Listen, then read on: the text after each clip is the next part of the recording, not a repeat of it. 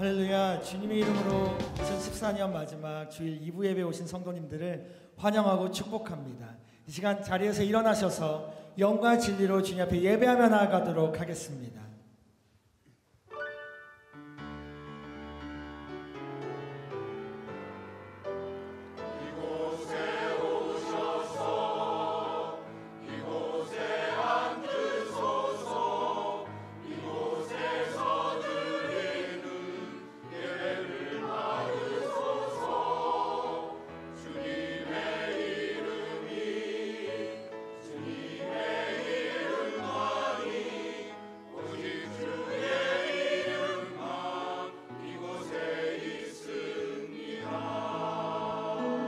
하늘의 문을 여소서.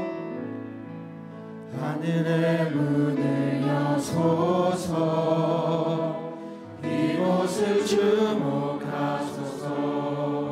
주를 향한 노래가 꺼지지 않으니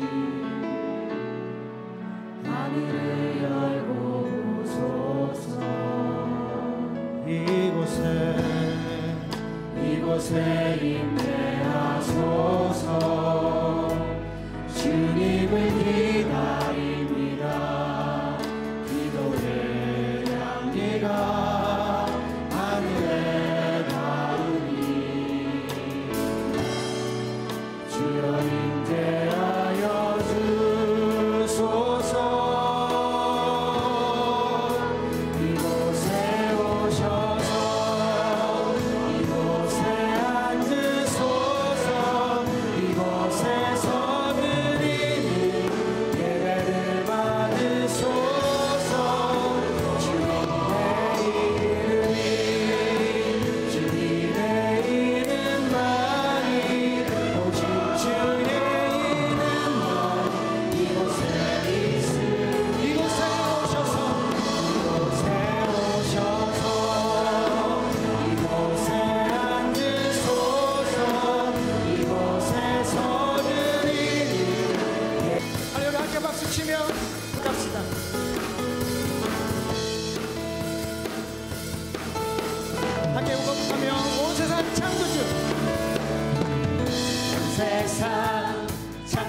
온 세상 구원자 모든 것 이기신 능력의 하나님. 온 세상 창조주 온 세상 구원자 모든 것 이기신 능력의 하나님. 모든 만물 주를 찬양해.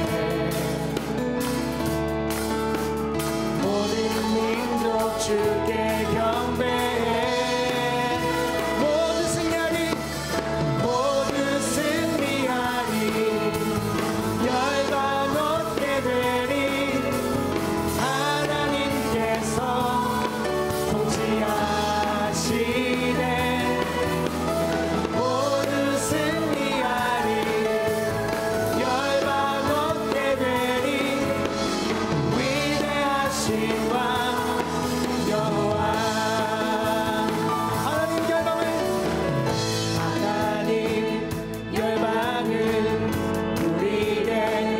주셨네.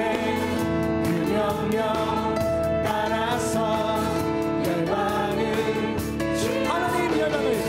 하나님 열방을 우리에게 주셨네.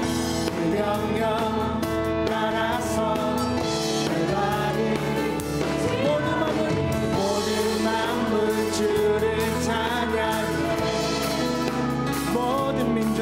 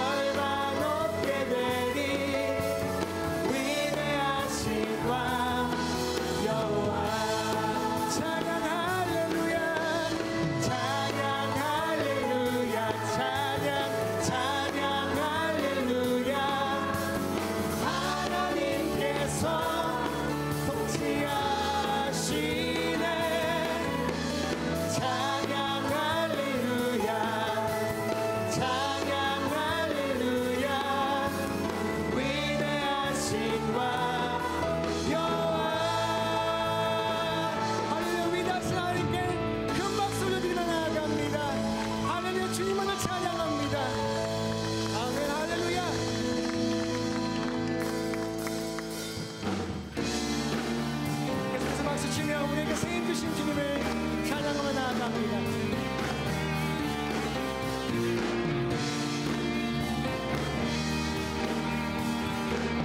함께 고백하며 나아갑니다. 새 힘없이 주를 바랄 때 주를 바랄 때 우리 주를 바랄 때 새 힘 얻으리 주를 바랄 때 주를 바랄 때 우리 주를 바랄 때 주님 통치하시네 소망 구원 주시네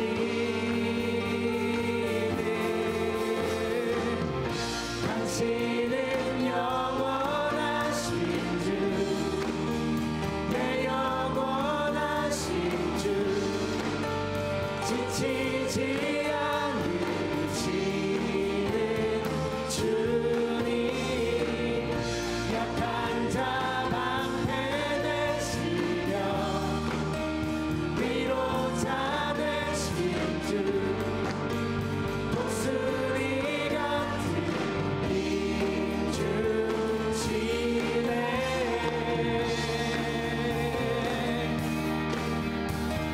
다시 한번 고백하며 새 힘 얻으리 새 힘 얻으리 주를 바랄 때 주를 바랄 때 우리 주를 바랄 때 새 힘 얻으리 주를 바랄 때 주를 바랄 때 우리 주님 주님 통치하시네 소망 구원 주시네 당신은 영원하신 주 내 영원하신 주 지치지 않으시는 주님 약한 자 방패 되시며 위로자 되신 주 독수리 같은 힘 주시네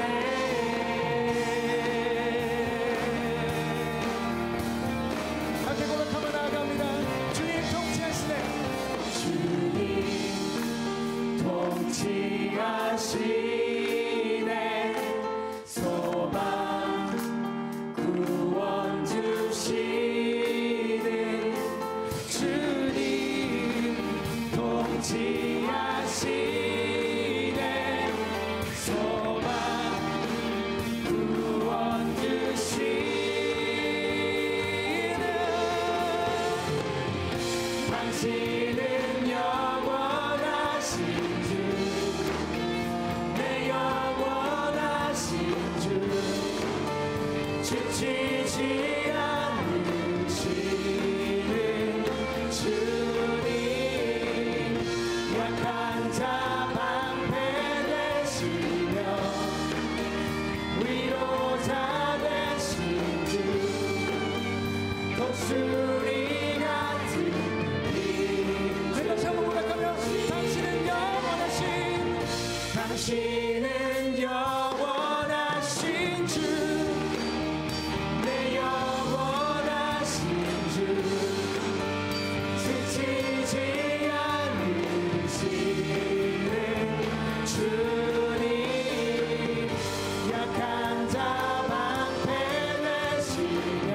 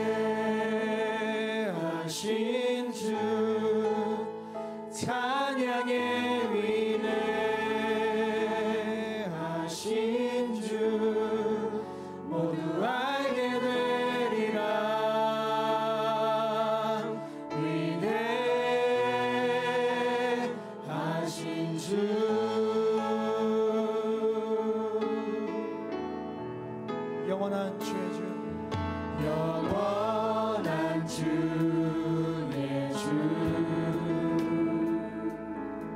시간의 주관자 알파와 오메가 알파와 오메가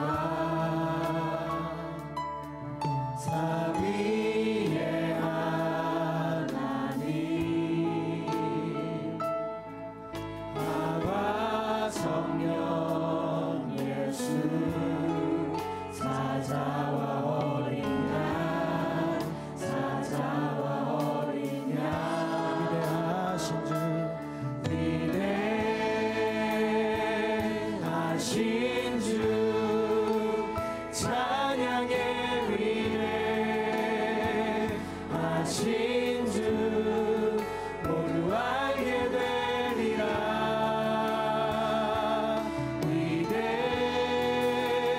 위대하신 주 위대하신 주 위대하신 주 찬양의 위대하신 주 모두 알게 되리라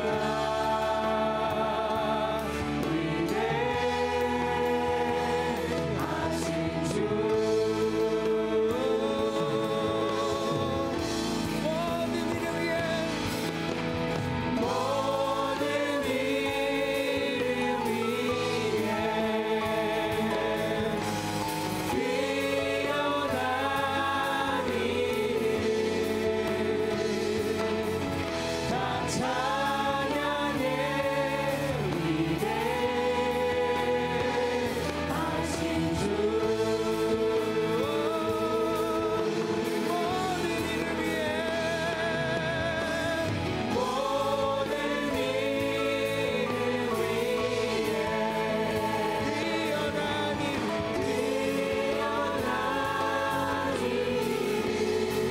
다 찬양해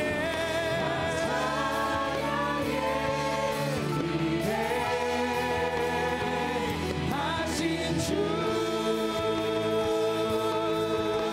위대하신 주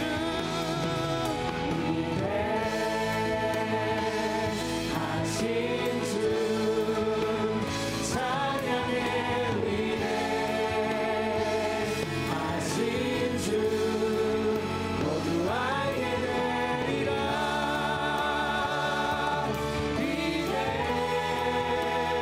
위대하신 주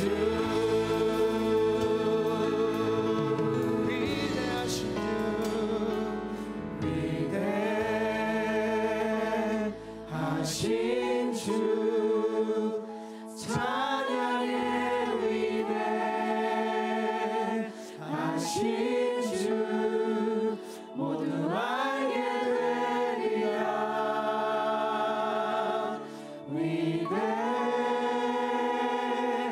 위대하신 주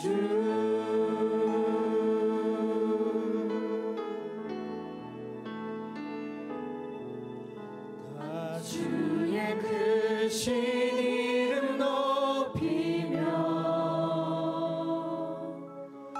우리에게 행하신 위대한 일 감사하세 오 주의 신실하신 그 사랑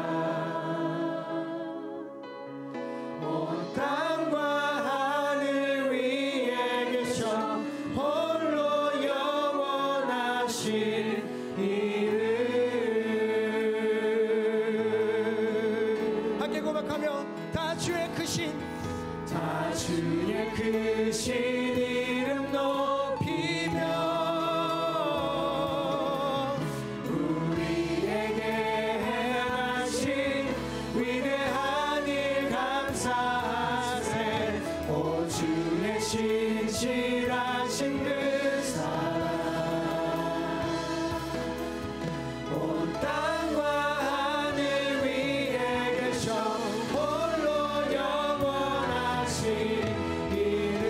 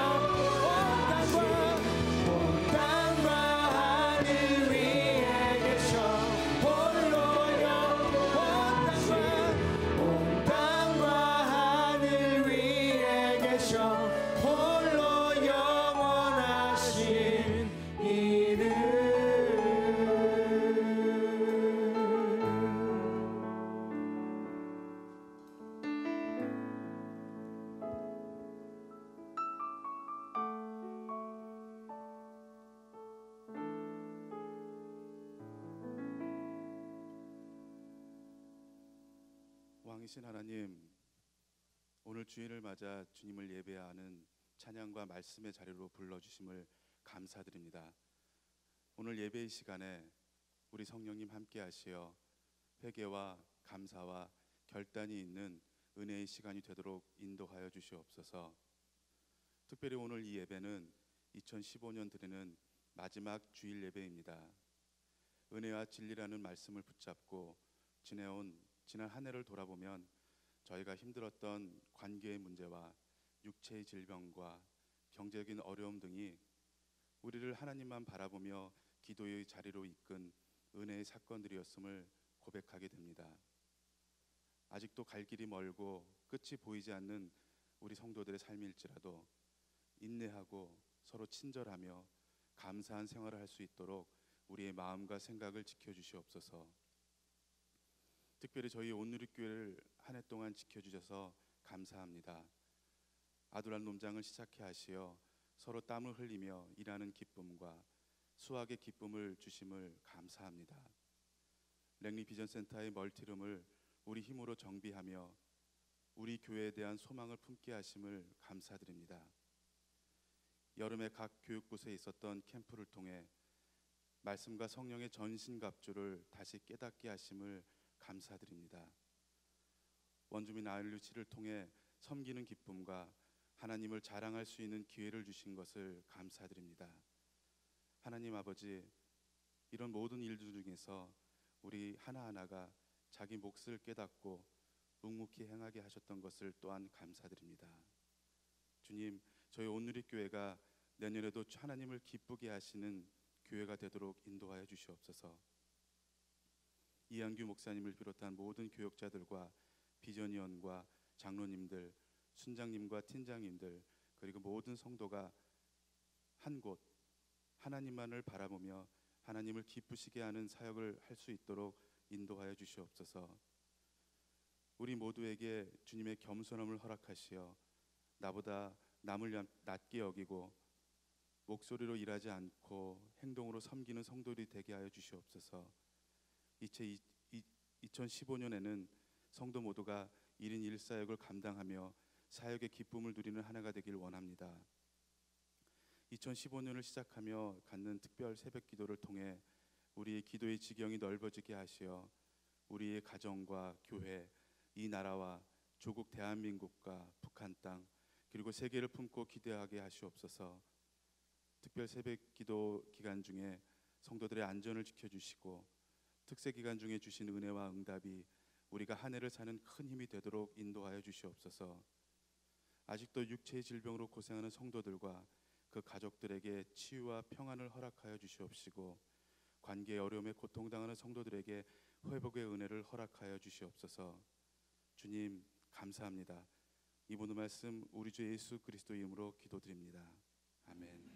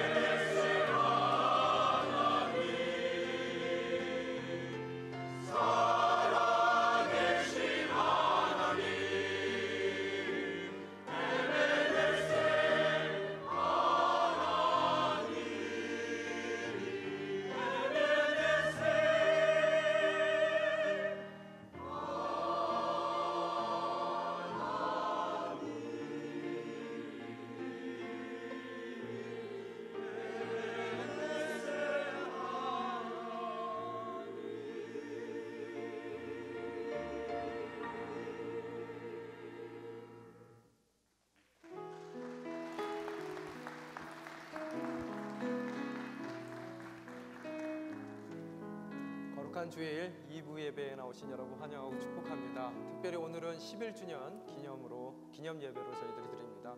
이 시간 앞뒤 좌우 인사했으면 좋겠습니다. 11주년 축하드립니다 하고요. 서로 또 다시 한번 인사하길 원합니다. 앞으로의 11년을 함께 준비해 나갑시다. 앞으로의 11년을 함께 준비해 나갑시다. 감사합니다. 예, 여러분 그 마음 담아서 우리 서로들 우리 바라보며 중보의 마음으로 축복하는 시간 갖겠습니다. 평화 하나님의 평강이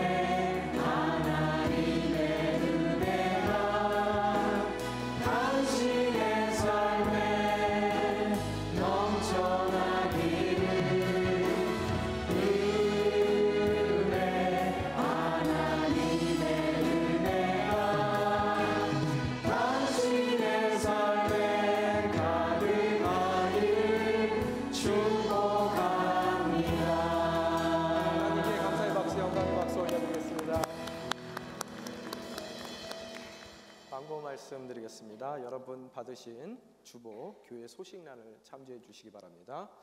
오늘 예배 직후 저희 2015년도 예산을 위한 교인 총회를 갖습니다. 여러분 바쁘시더라도요 잠시만 남아 주시면 좋겠습니다. 그래서 저희가 한 10분 정도 저희가 총회로 보낼 텐데요. 그 전까지 간식 준비 안 되니까요. 여러분 다 끝나고 나서 간식 준비됩니다. 그러니까 잠깐 한 10분만 여러분 앉아 계셔 주셨으면 감사하겠습니다. 오늘 기도에서도 말씀해 주신 것 같이 특별 새벽 기도회 있습니다. 1월 6일서부터 5일서부터 1월 24일까지 있습니다. 1주차 기간 동안에는 저희가 코키틀람에서 함께 새벽 기도회를 드리고요. 2주차에는 랭리 비전 센터, 3주차는 각 처소에서 저희들이 드리도록 하겠습니다. 대학 청년부 겨울 수련회 있습니다. 1월 2일서부터 1월 3일까지 오바다 목사님께 문의 부탁드립니다. 입교 및 세례 신청 받고 있습니다. 1월 4일까지 저희들이 신청을 받고요. 세례 입교 일시는 1월 18일입니다. 신윤희 목사님께 문의 부탁드립니다. 2015년도 해외 선교 헌금 작정 순서가 있습니다. 1월 5일과 1월 10일 두 주간에 걸쳐서 저희들이 헌금 작정을 하는 순서를 갖도록 하겠습니다. 2014년도 지출 결산 있습니다. 여러분 12월 31일까지 영수증에 한해서 1월 11일까지 결산을 하기로 했으니까요. 여러분 청구해 주시기 바랍니다.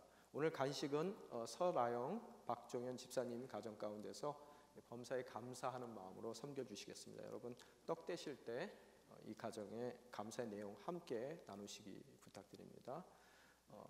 수요 목양 예배는 저희 이번 주에 송구 영신 예배로 모이는 것으로 인해서 따로 모이지 않도록 하겠습니다. 목요 열린 예배 저희가 1월 1일까지 방학하니까 여러분 꼭 기억해 주시기 바랍니다. 1월 2일 따로 새벽 예배 모임을 갖지 않습니다. 여러분 요것도 꼭 기억을 해 주십시오. 또한 연말에도 계속해서 우리 긍휼 사역팀, 찬양 선교팀 많은 사역들 진행되고 있는데요.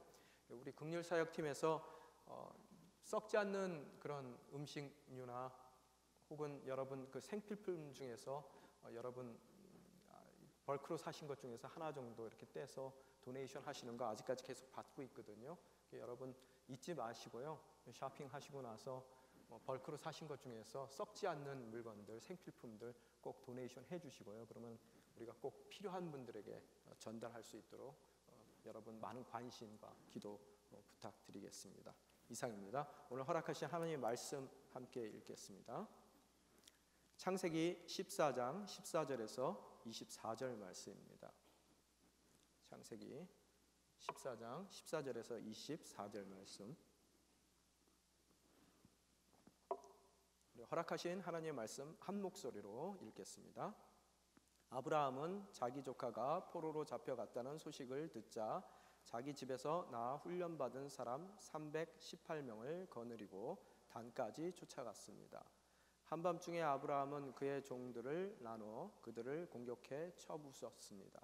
다메섹 북쪽에 있는 호바까지 그들을 추격해 모든 물건들을 되찾고 그의 조카 롯과 롯의 소유뿐 아니라 부녀자들과 다른 사람들까지 모두 찾아왔습니다. 아브라함이 그돌라오멜과 그와 연합한 왕들을 이기고 돌아오자 소돔 왕이 사회 골짜기 곧 왕의 골짜기로 나와 그를 영접했습니다. 그때 살렘 왕 멜기세덱이 빵과 포도주를 갖고 왔습니다. 그는 지극히 높으신 하나님의 제사장이었습니다. 멜기세덱이 아브라함을 축복하며 말했습니다. 하늘과 땅의 창조자인 지극히 높으신 하나님, 아브라함에게 복을 주시기를 빕니다. 당신의 적들을 당신 손에 넘겨주신 지극히 높으신 하나님께 찬양하시오. 아브라함은 갖고 있는 모든 것의 10분의 1을 멜기세덱에게 주었습니다. 소돔 왕이 아브라함에게 말했습니다. 백성들은 내게 돌려주고 물건들은 그대가 가지시오. 그러나 아브라함은 소돔 왕에게 말했습니다. 내가 하늘과 땅의 창조자이신 지극히 높으신 하나님 여호와께 내 손을 들어 맹세합니다. 왕에게 속한 것은 실 한 오르락이 신발끈 하나라도 받지 않겠습니다. 왕께서 내가 아브라함을 부자로 만들었다라고 말하지 못하게 말입니다. 다만 젊은이들이 먹은 것과 나와 같이 간 사람들 곧 아넬과 에스골과 마므레의 목 말고는 하나도 받지 않겠습니다. 그들에게는 그들의 몫을 주십시오. 아멘. 오늘은 믿음은 물질의 유혹을 극복한다라는 그런 말씀으로 여러분에게 기독교의 물질관, 또 더 나아가서 그 물질관을 바탕으로 한 직업관이 세상의 물질관과 어떻게 다른지에 대해서 여러분에게 잠깐 말씀을 나누고자 합니다. 지금까지 계속해서 우리가 아브라함의 이야기를 다루고 있는데요. 제가 이 아브라함의 믿음의 여정을 통해서 여러분에게 꼭 강조하고 싶은 그 중심되는 말씀은 믿음 자체가 불편하다는 것을 말씀드리고 싶은 것입니다. 보통 우리가 신앙생활을 하면서 우리가 믿음 생활을 하면은 좀 더 삶이 윤택해지지 않을까, 내 어려웠던 삶 자체가 편안한 삶으로 변화되지 않을까라는 그런 기대감 가운데서 신앙생활을 하는 경우가 많지만, 여러분이 아브라함의 이야기를 통해서도 바라볼 수 있는 것이 믿음의 여정이란 결코 쉬운 것도 아니고 또 편안한 것도 아니고 여러분에게 더 윤택함을 주는 그런 생활도 아닌 정말 불편함 가운데에서 주님께서 불러주신 그 부르심에 순종하며 나아가는 삶이라는 것을 우리들이 바라볼 수 있게 되더라는 거예요. 결단코 믿음이라는 것은 불편한 것이고 여러분이 생각했던 것 같이 편한 일, 정말로 내가 순종하며 나아가는 그 삶 가운데서 주님께서 모든 것을 예비해 주실 것 같은 그런 꽃길이 여러분의 삶을 기다리고 있는 것은 아니라는 것을 여러분이 아브라함의 이야기를 통해서 깨달을 수 있기를 부탁드립니다. 여러분의 믿음의 여정 가운데 아브라함의 삶과 같이 여러분이 떠난 그 길 가운데 여러분은 기근을 만나게 될 것이고, 또 믿음의 삶 가운데 여러분이 믿음의 여정을 떠나는 여러분을 만나는 것은 간신히 기근을 넘기고 돌아왔을 때 내부적인 갈등 가운데 여러분이 고민하게 되는 것이고, 더 나아가서 전쟁에 휘말리게 돼서 여러분이 목숨을 걸고 멀리 단까지 하나님의 부르심에 순종하며 달려가는 그런 삶을 살아야 되는 것이 바로 아브라함의 삶의 여정을 통해서 바라보는 우리 믿음의 여행이라는 것을 여러분이 볼 수가 있는 것입니다. 그래서 오늘 여러분이 읽으신 그 말씀 14절과 15절의 말씀을 통해서 하나님께서 아브라함에게 318명의 가솔들을 이끌고 정말로 무시무시한 북쪽 그 원정군, 그 네 나라가 합쳐져서 남쪽 5나라를 참패시켰던 그 네 나라의 원정군을 쫓아가서 전쟁을 하는 그런 모습들을 여러분이 지난 시간의 말씀을 통해서 보아왔고, 그 말도 안 되는 전쟁 가운데에서 하나님께서 정말로 318명밖에 안 되는 이 아브라함과 그 아브라함의 그 가솔들을 통해서 크게 승리케 하시는 주님의 또 인도하심을 여러분이 바라볼 수가 있게 되더라는 거예요. 이렇듯 믿음이라는 것은 또한 말이 안 되는 것이 믿음입니다. 어떤 의미에서는요. 그래서 상대가 안 되는 상대와 맞붙어야 되는 것이 때로는 믿음이고요. 또한 게임이 안 되는 그 게임을 정말 그분께서 요구하시기에 덤벼들 수밖에 없는 것이 바로 믿음이라는 거예요. 그래서 믿음은 내가 살려고 계산하는 것이 믿음이 아니라 주님께서 불러주신다면 목숨을 걸고 죽기까지 각오하며 덤비는 것이 바로 믿음이라는 것을 여러분이 보실 수가 있어야 되더라는 거예요. 그렇듯 순종하며 믿음 가운데 죽기를 작정하고 나아갔을 때 주님께서 그 싸워야 될 대상과 관계없이 우리에게 큰 승리를 허락해 주실 거라는 것을 아브라함의 이야기를 통해서 또한 우리에게 들려주신다는 것을 여러분이 보실 수 있기를 바랍니다. 또한 오늘 이 사건을 통해서 바라볼 수 있는 것이 이 남쪽 5개의 왕국을 참패시킬 정도로 막강했던 그런 북왕국들의 연합군이었단 말이에요.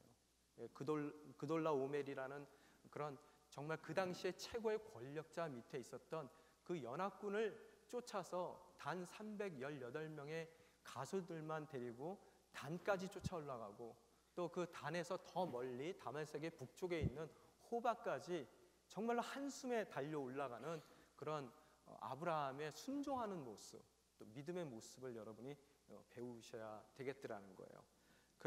그 결과 굉장히 좋은 그런 결과물을 얻게 됐죠. 그래서 승리를 한 아브라함이 다시 모든 뺏겼던 그런 재산들과 또 롯의 가족들, 또 그 외에 소돔에서 끌려갔던 모든 소돔의 그런 도시에 살던 그런 모든 사람들을 다시 데리고 오는 그런 장면으로 오늘 본문은 시작하더라는 거예요.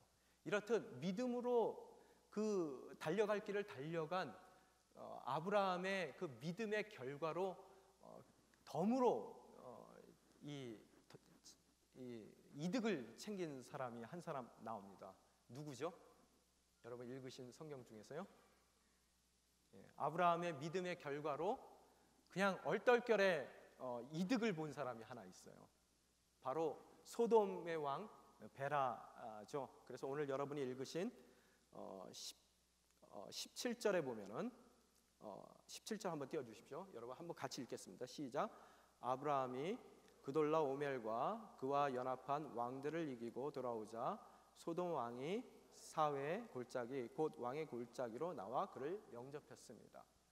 전쟁에서 지고 나서 이제는 다 망했다고 생각했어요. 이제는 모든 것이 끝났다 생각하고 더 이상 회복할 수 있는 상황이 못 된다라고 포기하고 있었던 그런 소돔의 왕 베라가 생각지도 않았던, 정말로 그 자기의 그림 가운데는 있지도 않았던 아브라함의 이 믿음의 행동을 통해서 이제는 모든 것이 회복될 수 있는 그런 기회를 다시 얻게 되었더라는 거예요. 그래서 그는 너무 기쁜 나머지 돌아오는 아브라함을 영접하기 위해서 사회 골짜기까지 영접하러 나간 모습을 우리는 오늘 성경을 통해서 바라볼 수가 있습니다. 또한 영접을 이 사람만 하는 것이 아니라 다른 한 사람이 또 영접하는 사람이 있죠. 오늘 여러분 성경에 읽은 성경 구절에는요. 누구죠? 여러분 18절에 보면은 띄워주십시오. 한번 같이 읽겠습니다. 그때 살렘 왕 멜기세덱이 빵과 포도주를 갖고 왔습니다. 그는 지극히 높으신 하나님의 제사장이었습니다. 누가 또 왔다고요? 멜기세덱이라는 사람이 또 영접하러 오는 모습을 우리들이 바라볼 수가 있게 되더라는 거예요. 그런데 오늘 나머지 이야기들을 쭉 살펴봤을 때 먼저 나와 있었던 사람은 소돔 왕이었는데 이 아브라함이 소돔 왕을 만나기 이전에 멜기세덱을 먼저 만나고 그의 영접을 받고 그에게 하나님의 축복을 또 선물 받고 그 대가로 축복을 받은 그 대가로서 너무 기쁜 마음으로 그가 자신의 모든 것의 10의 1을 멜기세덱에게 헌금하는 그런 모습을 여러분이 바라볼 수가 있게 됩니다. 그럼 과연 이렇듯 소돔 왕을 제끼고 먼저 만났던 멜기세덱이 누군가에 대한 질문이 우리가 있어야 되겠더라는 거예요. 그런데 이 멜기세덱은 성경에 나오는 사람 중에서 가장 신비스러운 사람 중에 하나입니다. 구약 성경에도 단 한 번 그 이름이 언급이 되고요. 오늘 여러분이 읽으신 구절 가운데서 단 한 번 언급이 되고, 또 신약 성경에서도 신약 성경 전체에서 단 한 번만 언급이 되는 그런 인물이에요. 그래서 오늘 읽으신 본문 말씀 가운데 그가 누군지를 찾아낼 수밖에 없는 그런 신비로운 사람입니다. 그래서 오늘 갑자기 느닷없이 그 사람의 이름이 나왔거든요. 이전에 언급됐던 적이 없는 사람인데 오늘 성경을 보게 되면 18절에 보면은 그가 누구라고 써 있습니까? 살렘의 왕이에요. 여러분, 살렘이 어디입니까? 예루살렘의 예전 이름이에요. 예루살렘에. 그래서 예루살렘의 왕이었고, 그가 뭘 가지고 왔어요? 포도주와 떡을 갖고 왔고, 또한 그가 누구라고요? 18절 하반절에 보면은 그는 지극히 높으신 하나님의 제사장이다라고 이야기가 써 있더라는 거예요. 그래서 그의 정체성을 바라보게 되면 뭐예요? 왕이기도 하고, 한 나라의 예루살렘의 왕이기도 하고, 그는 동시에 뭐라고요? 지극히 높으신 하나님의 제사장이기도 하더라는 거예요. 이 왕권과 제사권을 지고 있는 그런 통일해서 한꺼번에 지고 있었던 그런 인물인데, 그러면 여러분이 질문할 거예요. 그때도 제사장이 있었습니까? 모세를 통해서 율법을 허락하시고 아론의 후예들이 제사장이 되는 거 아닙니까? 레위 사람이 제사장 되는 거 아니에요? 라고 여러분이 물으실 거라는 거예요. 그렇기 때문에 이 사람이 더 신비로운 사람이라는 거예요.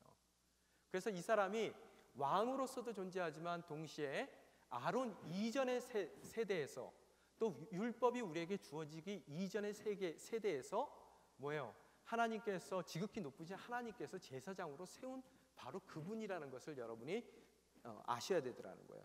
또한 19절의 말씀을 여러분이 보게 되면은 한번 같이 읽겠습니다. 시작. 멜기세덱이 아브라함을 축복하며 말했습니다. 하늘과 땅의 창조자인 지극히 높으신 하나님 아브라함에게 복을 주시기를 빕니다.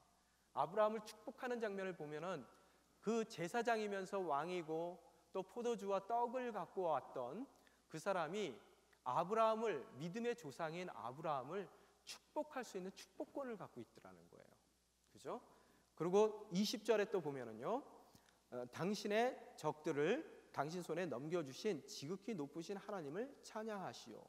아브라함은 갖고 있던 모든 것에서 10분의 1을 멜기세덱에게 주었습니다 라고 써 있는데요, 여기에 10분의 1이라는 얘기는 11조를 뜻하는 거예요. 11조를요.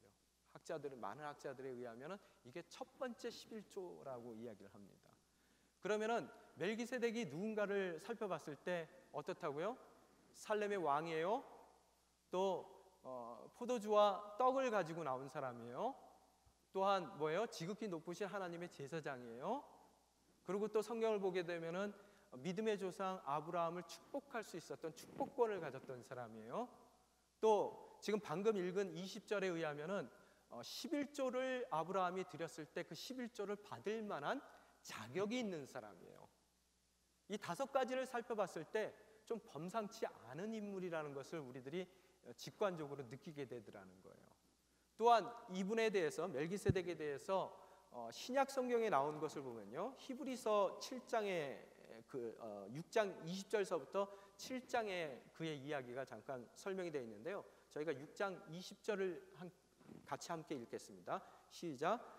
예수께서는 우리를 위해 앞서 달려가신 분으로 그곳으로 들어가셔서 멜기세덱의 계열을 따르는 영원한 대제사장이 되셨습니다.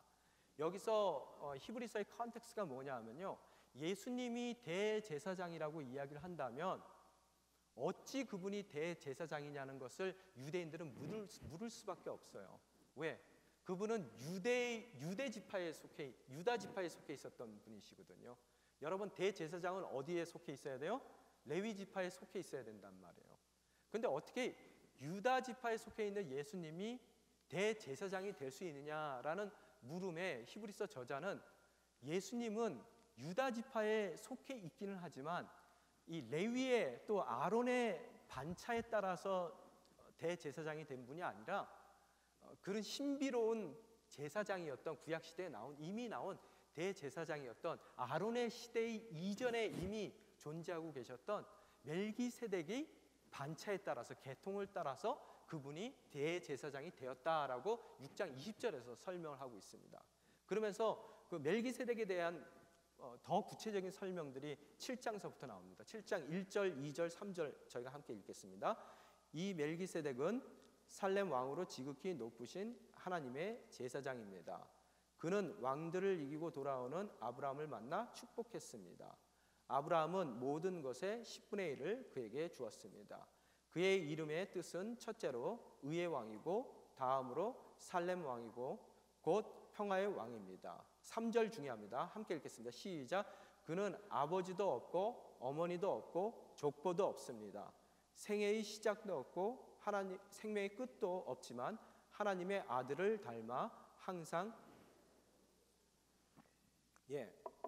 그가 어떻다고요? 아버지가 있어요, 없어요? 아버지도 없고 엄마도 없어요. 그럼 고아네 이렇게 생각을 하실 수 있는데 그 얘기가 아니라요. 뭐라고요?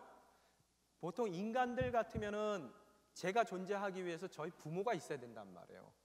그런 존재하기 위하여 부모가 없어도 되는 분이라는 이야기예요. 그러면서 뭐라고 얘기를 하고 있습니까? 그 생애에 시작도 따로 없고요. 그 끝도 없는 분이라는 것을 설명하고 있더라는 거예요. 이 얘기를 통해서 여러분 어떤 느낌이 듭니까? 이분이 보편적인 인간은 아니구나라는 생각을 여러분이 가질 수밖에 없더라는 거예요. 그래서 학자들에 의하면은 이 멜기세덱이 예수님을 가장 뚜렷하게 예표로 증거해 주시는 구약의 한 존재라고 이야기하는 사람들도 있고요. 거기서 한 발 더 나아가서 이분이 구약 시대에 나타난 예수님이다라고 이야기하는 그런 분들도 계시더라는 거예요. 그래서 이렇듯 갑자기 느닷없이 멜기세덱이라는 한 분이 이 전쟁에서 큰 승리를 거두고 돌아오는 아브라함을 맞아주는 그런 장면을 우리가 바라볼 수가 있게 되는데 그분이 예수님을 예표하는 존재일 수도 있고 예수님일 수도 있다는 것을 여러분이 마음 가운데 이제 갖고 가셔야 되더라는 거예요. 그래서 그분이 왜 나오셨어요? 여러분 오늘 20절에 보면은 뭐라고 말씀을 하십니까? 축복을 하면서 뭐라고 말씀하세요? 당신의 적들을 당신 손에 넘겨주신 지극히 높으신 하나님을 찬양하십시오라고 이야기를 하더라는 거예요. 여러분 사람이 가장 어렵고 가장 큰 시험에 걸릴 수 있는 그런 상태가 큰 성공을 했을 때예요. 실패했을 때는 별로 그렇게 크게 시험들 일이 없습니다. 오히려 하나님께 더 간절히 매달리거든요. 그 어려운 상황 가운데서 헤어나기 위해서도 하나님께 더 간절히 매달리는 것이 실패한 자리에서의 우리의 모습이라는 거예요.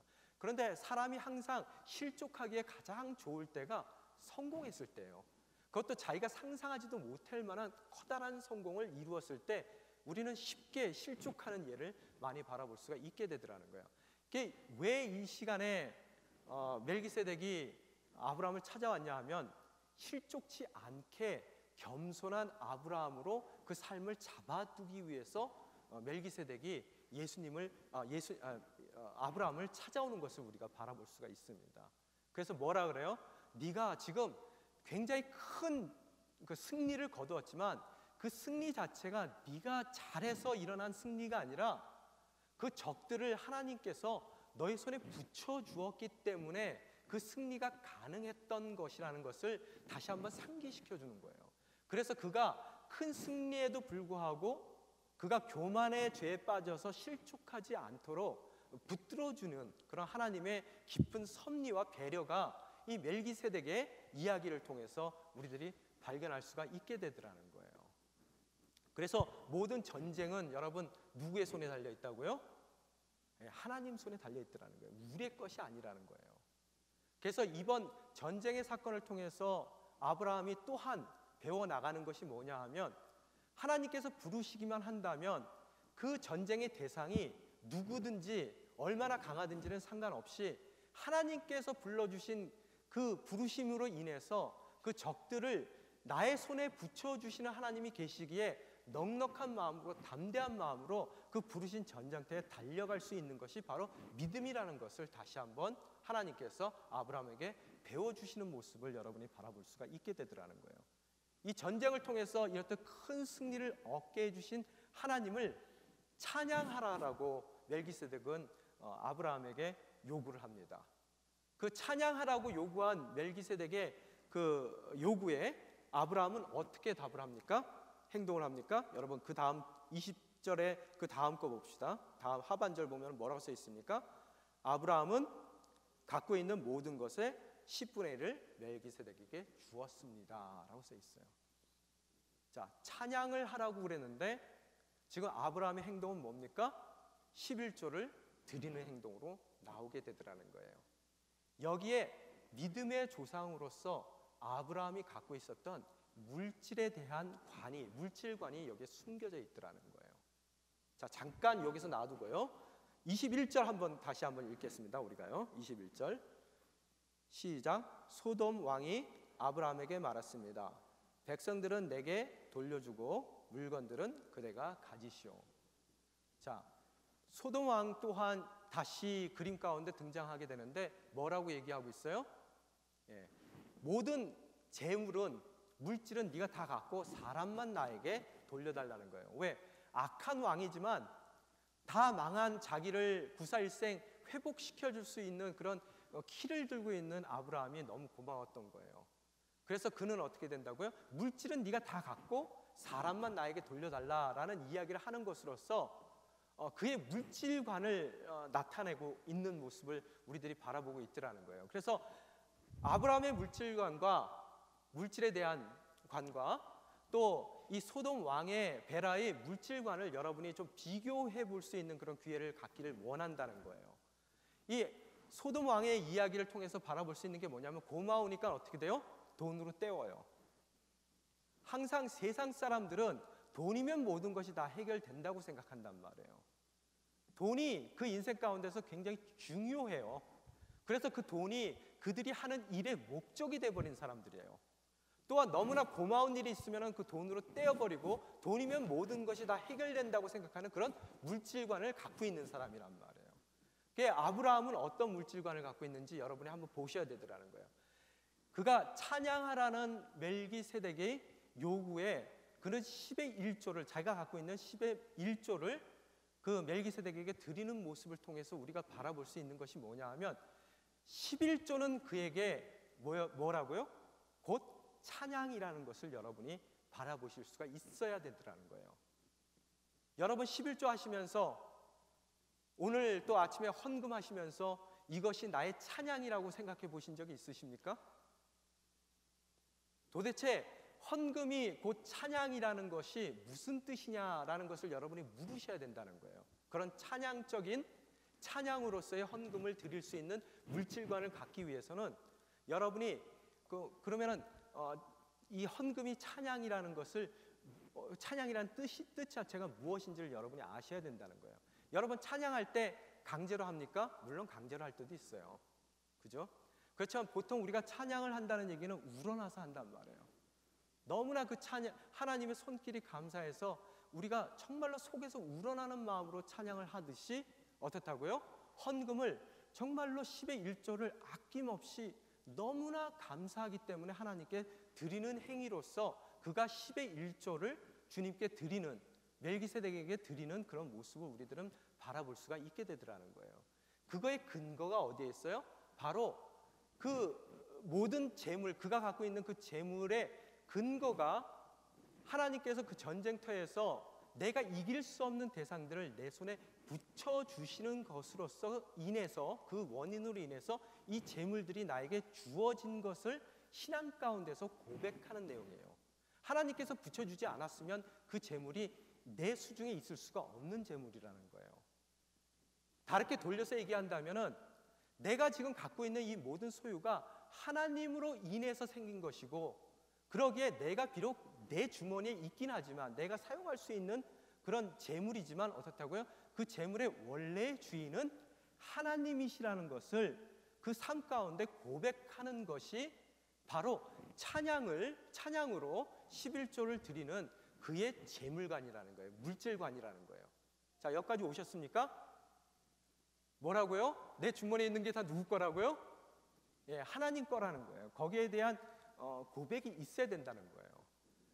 그러면 이 얘기는 무슨 얘기냐 하면요, 이런 재물관을 가졌을 때 내가 물질로부터 자유할 수가 있다는 거예요. 뭐 하는데 자유로워요? 내 직업을 가져가는데 물질로서부터 자유할 수가 있어요. 이게 요게 키워드입니다. 좀 말이 좀 헷갈리죠? 여러분이 그래도 좀 귀담아 들어주세요.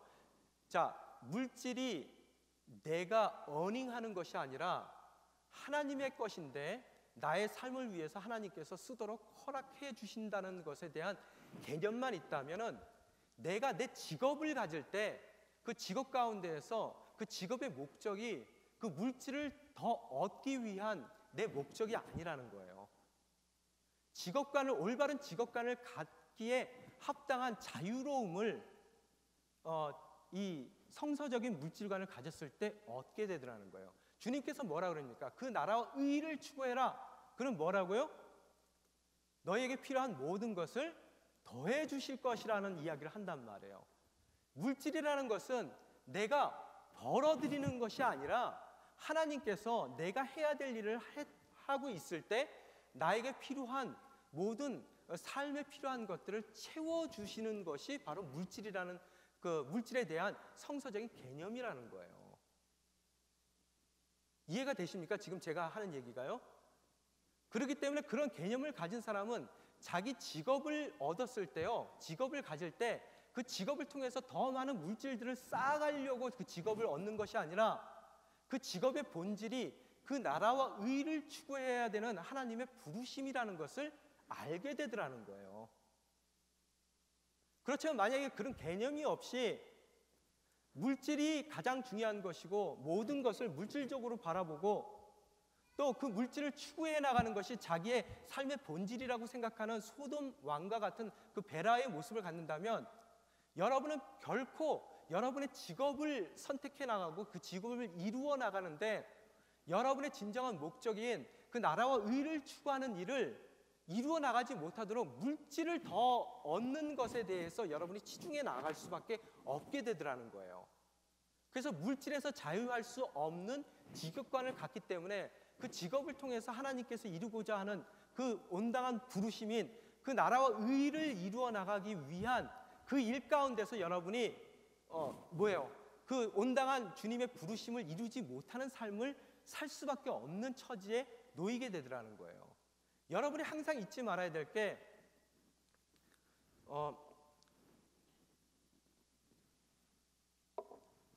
우리의 삶이 제가 지금 얘기하는 것이 물질이 중요하지 않다라는 얘기를 하는 건 아니에요. 왜? 우리 몸 자체가, 우리 삶 자체가 육신으로 이루어진, 물질로 이루어진 삶이기 때문에 그 물질로 이루어진 우리 육신적인 삶을 위해서 물질은 꼭 필요한 거예요. 그렇지만 그것이 우리의 목적이 아니라는 거예요. 또한 우리 삶이 육신으로만 되어 있는 것이 아니라 물질로만 되어 있는 것이 아니라 여러분이 꼭 알고 넘어가셔야 될 게 우리의 삶은 또한 영적인 요소가 있더라는 거예요. 그래서 여러분의 인생이 충만해지기 위해서는 물질적인 것만 채워지는 것이 아니라 영적인 필요 또한 함께 채워질 때 여러분이 진정한 충만한 삶으로 나아가실 수가 있게 되더라는 거예요.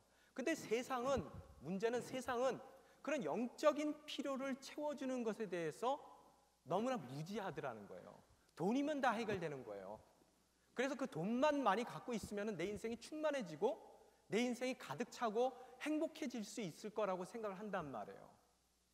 그래서 이 소돔왕 같은 경우에는 어떠한 방법을 사용하든 어떠한 형태를 갖든 어떠한 직업을 갖든 뭐든지 더 채워넣는, 물질적인 것을 더 채워넣는 것은 그의 목적으로 삼고 살아가는 세상의 대표적인 모습이라는 거예요. 그래서 그들의 끝이 어떻게 돼요? 나중에 가서 하나님의 심판을 받아 멸망할 수밖에 없는 그런 삶을 살아갈 수밖에 없게 되더라는 거예요. 그렇지만 오늘 아브라함의 모습을 통해서 우리가 찾을 수 있는 것은 그가 물질적인 것을 어떻게 그러면은 영적인 것으로, 영적인 충만함으로 이해되느냐? 그것이 하나님께 속해 있다는 것을 아는 것으로서 물질적인 필요를 내가 또 물질로 채울 뿐만 아니라 그 물질을 통해서 영적인 그런 갈급함 또한 채워나갈 수가 있게 되더라는 거예요. 어떻게 해요? 찬양하는 것으로서, 더 헌금하는 것으로서, 정말 찬양이, 헌금 드리는 것이 찬양이라는 것을 이해하는 그런 영적인 그 이해 가운데서 그 물질을 통해서 또한 그가 영적인 그런 충만함까지도 얻게 되더라는 거예요. 날 버리시지 않는 하나님, 내가 순종만 하고 믿음을 따라 나갔을 때 그 믿음 가운데서 나에게 필요한 모든 것들을 내 삶 가운데서 풍성히 채워주시는 신실한 하나님이 나와 함께 한다는 것을 그 주어진 물질을 통해서 그가 다시 한번 깨닫게 되는 것이고, 그 가운데 감사하는 마음으로, 정말 그분을 찬양하는 마음으로 그 허락된 물질의 10분의 1을 드리는 그의 삶을 통해서 물질이 그의 육신적인 충만함을 채워줄 뿐만 아니라 영적인 충만함까지도 채워주는 그 모습을 우리는 바라볼 수가 있게 되더라는 거예요. 말이 좀 어려워졌나요? 무슨 뜻인지 이해가 됐습니까? 여러분의 물질관 가운데서 정말로 내가 영적인 충만함을 채워지느냐 안 채워지느냐는 여러분이 헌금을 드릴 때 찬양으로 그 헌금을 드리느냐 안 드리느냐에 따라서 달라질 수 있게 되더라는 거예요. 여러분이 찬양으로 헌금을 드릴 수 있다면 여러분은 영적인 부분에서도 그 물질을 통해서 충만함을 얻고 있는 사람이고, 그런 사람들은 물질로부터 자유할 수 있고 초월할 수 있기 때문에 그가 자기의 직업을 선택하는 직업관 가운데서 그가 추구하는 것은 더 많은 물질을 채우기 위한 직업관이 아니라 하나님께서 불러주신 그 부르심을 이루어 나가기 위한 직업으로서 그 물질에서 자유한, 물질을 초월한 직업을 갖는 것으로서 그 직업에서 정말로 더 풍성한 존재 이유들을 채워갈 수 있는 아름다운 인생이 될 수 있더라는 거예요. 그럼 이 얘기가 무슨 얘기냐? 목사님 무슨 소리인지 못 알아듣겠어요. 이렇게 얘기하는 사람들이 있을 터인데요. 잘 들으세요. 그러면요, 만약의 경우 목사인 제가 돈을 위해서 목회한다면 어떻겠어요? 월급 받기 위해서 제가 일을 한다면 제 인생이 어떻겠냐고요. 여러분이 생각하기에 참 불쌍한 목사다라고 생각하시겠죠. 그죠? 저의 목회의 기준이 어디에 있습니까? 불러주셨기에 재정과 관계없이 하나님의 부르심에 순종하며 나아가는 것이고, 제 순종하는 삶 가운데서 주님께서 제 존재 이유들을 채워주시는 것을 저는 경험하게 되더라는 거예요. 그렇기 때문에 목사인데도 불구하고 농사 짓습니다. 왜? 그건 제 페이체크에 포함이 안 돼 있는 일인데도 어떻다고요? 기쁜 자원하는 마음으로 농사를 져요. 또한 제가 목사로서 밴쿠버 온누리교회 담당 목사로 왔는데 그 목사의 직분이 아닌 창고 짓는 일도 열심히 하고 있습니다. 만약에 제 목적이 목회를 통해서 돈을 버는 것이 제 목적이라면 그런 일을 안 하죠. 왜? 준 거에 대한 월급 받는 일에만 제가 하는 거예요. 하고 또 그 일을 통해서 더 많은 수익을 얻으려고 생각하는 것이지, 돈이 목적이 되는 것이지, 하나님의 부르심이 제 인생 가운데 일을 해나가는데 특별한 목적과 이유를 제공하지는 않는다는 거예요. 무슨 얘기인지 이해가 되십니까? 그래서 목사인 저만 돈을 추구하는 것이 아니라 재정, 물질을 추구하는 직업이 아니라 하나님의 부르심을 추구해 나가는 것이고, 그 내 목회를 통해서 그 나라와 의를 실천하는 것이 아니라 여러분 또한 똑같이 여러분의 직장이, 여러분의 하는 그 업이 하나님의 부르심의 자리이고, 그 일을 통해서 주님께서 원하시는 궁극적인 그 나라와 의를 실천하는 그 일 가운데 쓰임받기를 원하시더라는 거예요. 그렇듯 나라와 의를 추구하는 여러분의 삶 가운데, 여러분 인생 가운데 필요한 물질은 하나님께서 공급하시겠다는 거예요. 다르게 얘기하면은 여러분의 육신의 필요는 하나님이 채우시는 것이고, 여러분의 영적인 필요는 순종으로 여러분의 삶 가운데 채워나가는 것입니다. 그것이 아브라함의 생각이라는 거예요. 오늘 왜 이렇게 표정들이 이렇죠? 예. 지금 하는 얘기가 이해가 됩니까?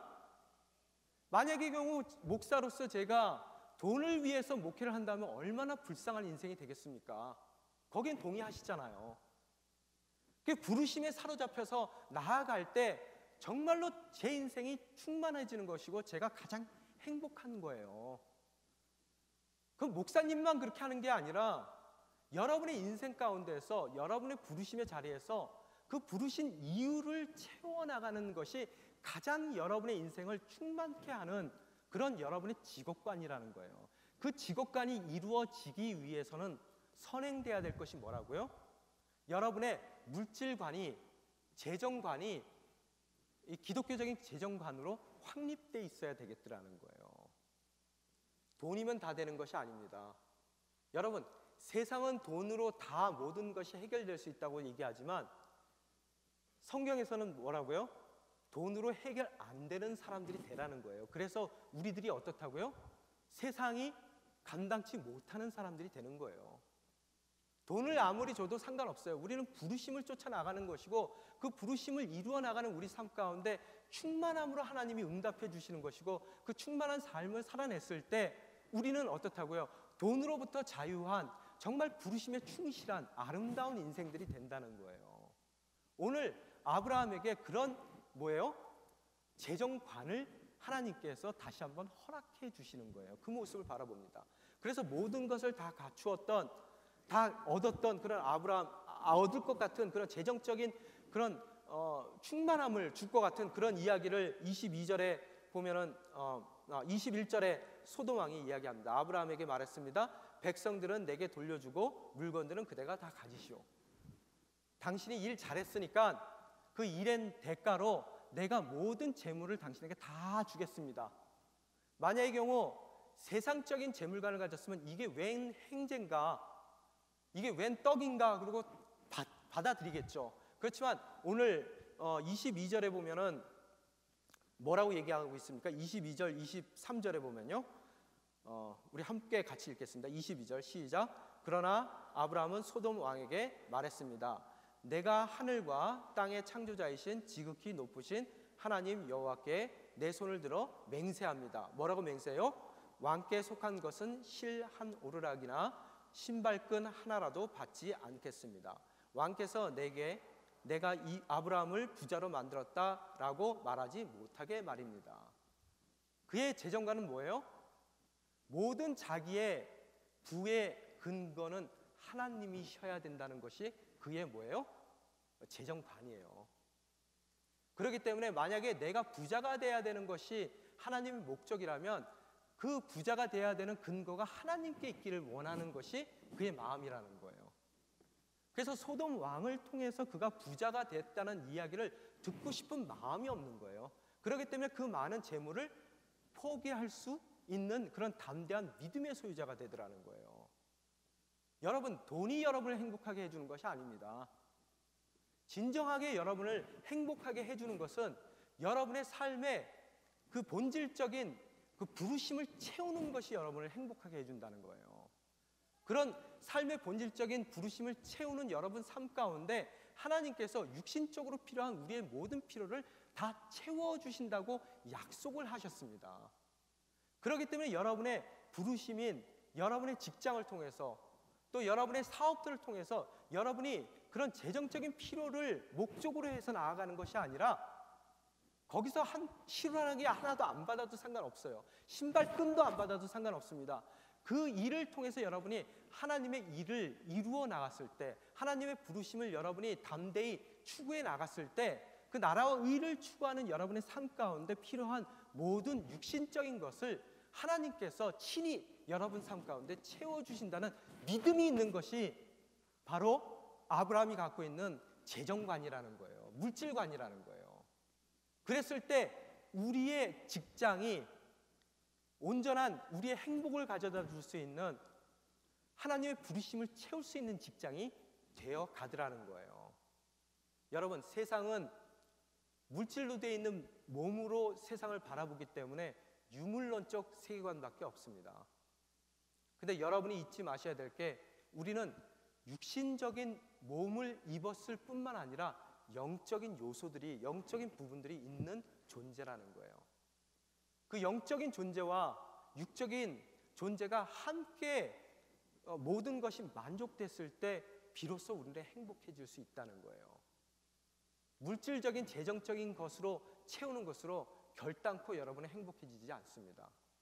그러면 그 재정에서 자유로울 수 있는 방법은 뭐예요? 모든 것이 하나님의 소유다. 그 하나님께서 그 나라와 의를 추구하는 나의 삶 가운데 필요한 나의 모든 육신의 필요를 채워주실 것이라는 믿음을 갖고 있는 그런 성서적인 기독교적인 재물관을 가졌을 때 우리는 다시 한번 우리의 직업과 우리의 생업터에 대한 이유를 알게 되는 것이고, 그 생업터와 직장을 통해서 우리가 필요한 우리의 공급들을 채워나가는 것이 우리의 진정한 목적이 아닌 그 나라와 의를 실현하는 것이 우리의 진정한 목적인 것을 깨달을 때 우리는 거듭난 직업을 갖게 되는 거예요. 더 이상 돈을 벌기 위해 내 생활에 필요한 것을 채워넣기 위한 잡이 아니라 세례받은 내가 새로운 사람 피조물로 거듭난 것 같이 새로운 피조물로 거듭난 내가 일하는 그 직장은 이제는 세상적인 유물론적인 그런 사고에 갇혀서 돈을 벌기 위한 수단 이상의 나의 존재의 이유를 채워주는 바로 하나님이 불러주신 그 일이 된다는 것을 여러분이 바라보실 수가 있어야 되더라는 거예요. 이제 한 해를 마무리하며 저희들이 새해를 준비해 나가고 있습니다. 올해 한 해 동안 어떠한 직장에서 어떠한 모습으로 여러분이 그 직업을 통해서 생활을 했는지 그 뒤의 것은 다 잊어버리고 이제 진정으로 모든 만유의 주인 되시는 하나님께서 우리의 모든 필요에 민감하시고 그 민감하신 그분께서 우리의 삶의 모든 필요한 부분들을 채워주실 것이라는 그 약속을 믿고 이제는 여러분이 하는 일을 바라볼 때 모든 것을 채워주시는 그 주님이 원하시는 바로 그 나라와 의를 실현하려는 그분의 부르심이 여러분의 궁극적인 목적임을 깨닫고 진정으로 여러분이 주어진 그 자리에서 그분이 원하시는 그 부르심의 이유들을 채워나가는 저와 여러분이 되심으로 정말로 영적인 것뿐만 육적인 것뿐만 아니라 영적인 충만함까지도 느끼며 삶 가운데 허락하신 그런 귀한 존재의 이유들의 채움을 경험하는 저와 여러분이 되시기를 주님의 이름으로 축원합니다. 이 시간 함께 기도하며 나가기를 원합니다. 주님, 이 시간 간구하건대 저희에게 진정한 성서적인 물질관을 갖게 도와주시옵소서. 그 물질관 가운데서 저희들의 새로운 거듭난 직업관을 가질 수 있게 도와주시고 저희가 하는 모든 일이 그저 먹고 사는 일을 사는 문제를 해결하기 위한 방법이 아니라 수단이 아니라 주님께서 그 나라와 의를 위해서 불러주신 그 부르심의 자리임을 깨닫고 당신께서 원하시는 이 땅 가운데서 일들을 이루어나가는 그런 당신의 수단으로서 저희들이 일을 진행해 나갈 수 있도록 저희 삶을 붙들어 주시옵소서. 인도하여 주시옵소서. 이 시간 함께 기도하며 나아가시겠습니다.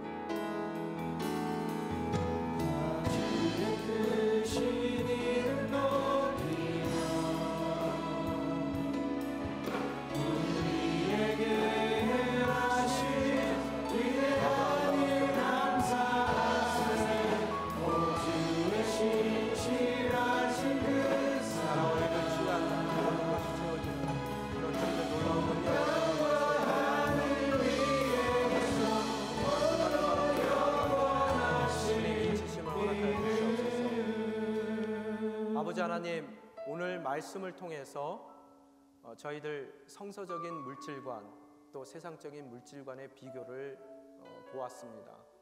저희가 주님을 따른다고 하지만 주님 교인으로서의 삶을 산다고는 하지만 저희의 모습을 돌이켜봤을 때 거듭나지 못한 세상적인 물질관 가운데에서 저희들이 세상적인 것으로 삶을 채우는 것으로서 저희들이 충만한 삶을 살 수 있다는 착각 가운데 빠져서 추구하지 말아야 될 것을 추구하며 추구해야 될 것을 추구하지 못하는 어리석은 삶을 살 때가 많은 것을 저희들이 믿음 가운데 고백합니다.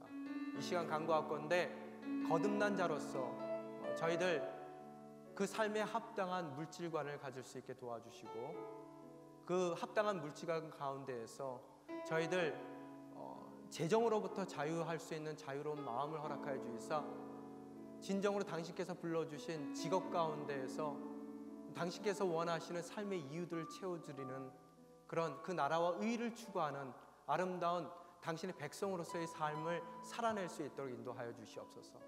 그 삶을 통해서 진정으로 당신께서 원하시는 충만한 삶을 살 수 있게 도와주시고, 이 땅 가운데 이미 시작된 천국을 누려갈 수 있는 천국 백성으로서의 삶을 살아갈 수 있도록 저희 삶을 붙들어 주시옵소서.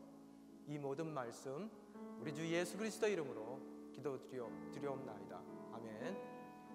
이 시간 다 함께 일어나서 봉헌 찬양 올려드리겠습니다.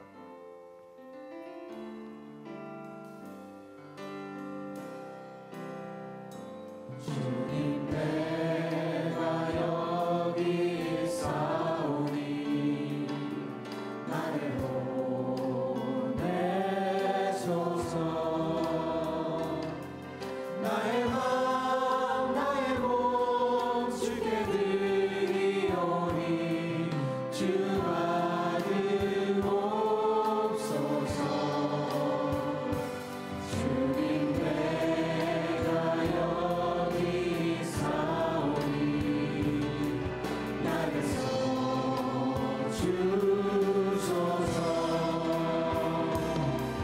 가진 것 모두 다 주께 드리오니 주 받으옵소서.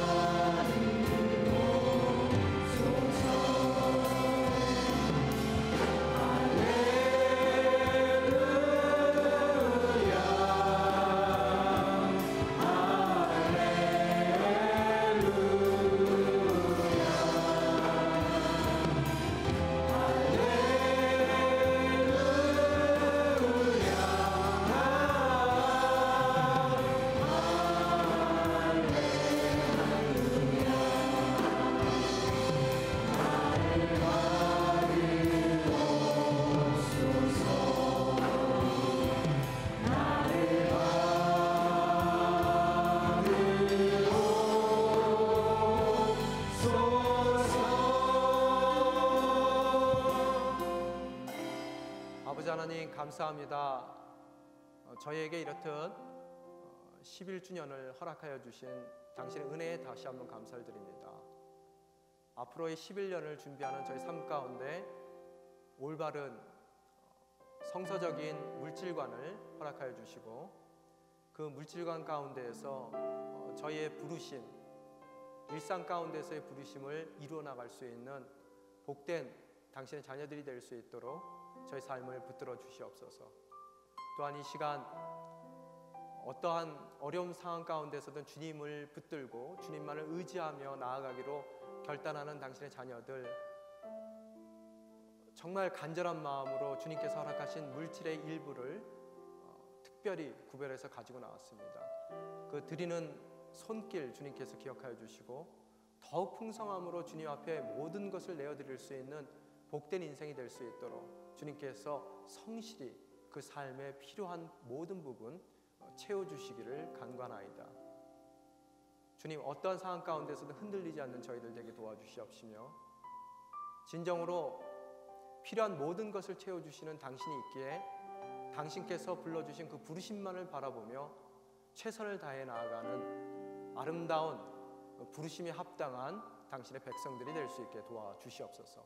이 모든 말씀 우리 주 예수 그리스도 이름으로 기도드리오며, 지금은 우리 주 예수 그리스도의 은혜와 그 끝없는 하나님 아버지의 사랑과 성령님의 내조교통 충만하심이 바른 물질관 가운데서 올바른 직업관을 갖고 주님께서 불러주신 일상 가운데서의 부르심에 충실히 순종하며 나아가기로 결단하는, 여기에 머리 숙인 당신의 귀한 자녀들 머리 위에, 그 가정 위에, 그들에게 허락된 가장 귀한 자녀들 머리 위에, 그들의 직장과 생업토와 그들의 미래의 계획 위에, 또 오늘도 병상 가운데서 신음하며 당신의 치유의 손길과 은혜의 손길을 기다리는 우리의 환우들 머리 위에, 또 그 가정 위에, 또 열방에 흩어져서 복음을 증거하시는 우리 선교사님들의 삶과 그 사역 위에 지금서부터 영원히 함께 하시기를 축원하옵나이다.